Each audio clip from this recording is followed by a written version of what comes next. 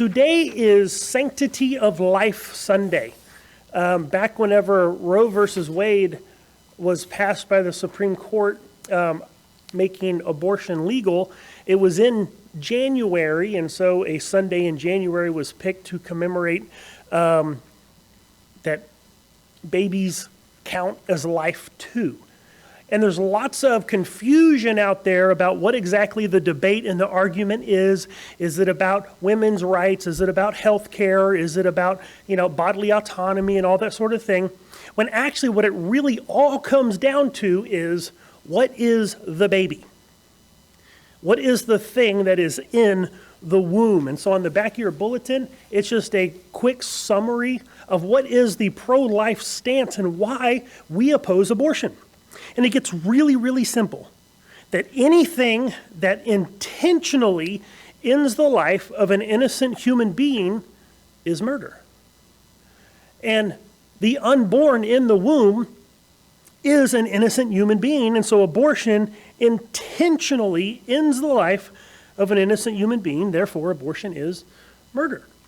And then people like to make arguments about, oh no, it's okay because, and they'll give some reason why, in the instance of the unborn, that makes it okay.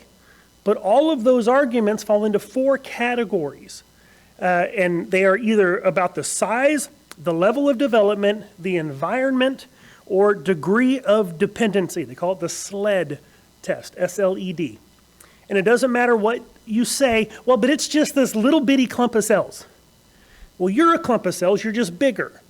So the size, because it's this big, that means you can kill it? Well, I have daughters that are smaller than me. Does that mean I'm more important, I'm more valuable? Can I kill them? No, the size of a person doesn't change their value. Level of development, they say no, because it's not developed, right? It's just an embryo, it's just a fetus, it's not developed. Well, an adult's more developed than an infant. Does that mean the infant is less valuable? Does that mean you can just kill the baby? No, because they're still a human. Well, they say, no, see, it's in the womb, and so that makes it okay because it's in the woman's body. Well, does your location determine your value and whether or not you're able to be killed? No. There's nothing about the journey down the birth canal that all of a sudden bestows value and personhood.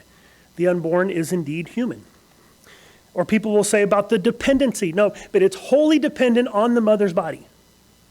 Well, yes, but once the baby's born, it's still wholly dependent on the mother, on the parents for survival. So does degree of dependency change whether someone is valuable and whether or not you can end their life?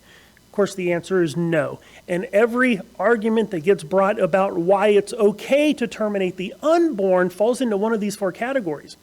And when you apply them, they just don't work, because these things do not change the inherent value of a human being created in the image of God. And so therefore, we cannot and should not endorse abortion. And so that's the pro-life argument. That little church on Liberty Hill, come praise the Lord, let your cup be filled. Raise your voices and we'll sing, let God's freedom ring from that little church on Liberty Hill.